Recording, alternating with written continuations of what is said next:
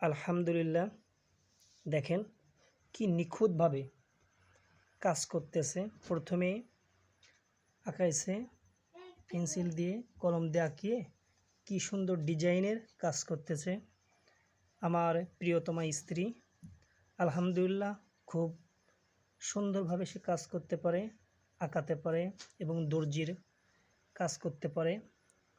অনেক ধরনের প্রিন্টের কাজ সে করে। এটা হলো বালিশের কভার করবে আমার জন্য। এটা আমি বালিশ মাথায় দিব, এই জন্য একটা কভার সে নিখুঁতভাবে কাজ করতেছে। দেখেন, এটা হলো একটা ফুল আঁকিয়েছে, ফুলের পাতা।